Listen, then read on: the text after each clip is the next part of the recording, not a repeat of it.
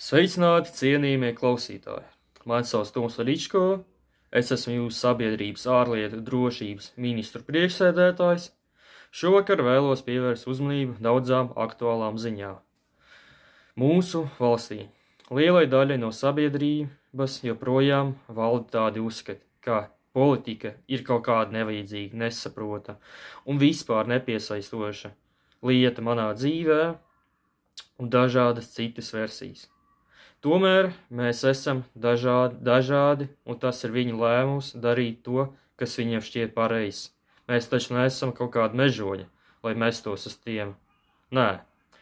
Bet labi, jābeidz jokot, vajag pievērst uzmanību svarīgām lietām. Mēs dzīvojam laikā, kad informācijas visiem ir pieejama vienā klikšķa attālumā. Tas arī nozīmē, ka tu tikpat tuvu esi krāpnieku rokās. Daudzas vietas internetā var sastapties ar apmelošanu, lai gūtu sev kādu izdevību, kā piemēram naudu vai citu uzmanību. Šāds cilvēks, kuri veido šādas ziņas, kā es jau minēju, piesaista nauda un publikas emocijas. Viņi ar saviem nolūkiem tikai cenšas izsūkt no jums resursus un naudu, tāpēc esiet ļoti modri un neuzticaties nepārbaudītajiem avotiem.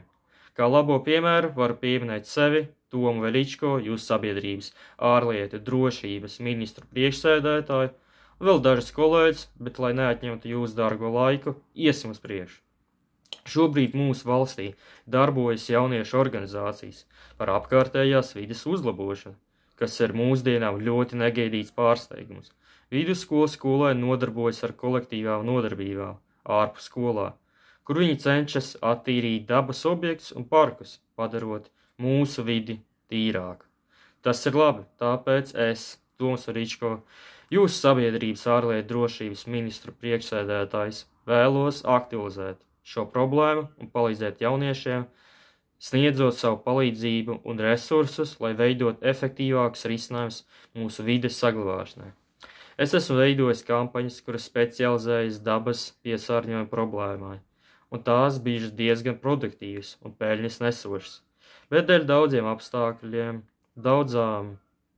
daudziem sliktiem darbiniekiem tā bankrotēja. Bet šī droši vien būs viena no izdevīgākām lietām manā karjerā. Labi, pietiks slavēt jauniešus, vajag pievērsties nopietnām problēmām. No patiesiem un drošiem avotiem tuvākajā nākotnē tiek prognozēti straujas ekonomikas pārmaiņas saistībā ar jaunām tehnoloģijām un kādiem jauniem atklājumiem. Ko šie pētījumi sniedz? Informāciju, ka šobrīd ir tas laiks, kad vajag ieguldīties sabiedrības projektos. Tāpēc mūsu biedrība, kuru dibināja es, Toms Veličko, jūsu sabiedrības ārlietu drošības ministru priekšsēdētājs, kur mēs strādājam pie ekonomikas uzlabošanas un kura ir vajadzīgs jebkāds sabiedrības atbalsts, jebkādi ziedojumi ir vienmēr vēlami.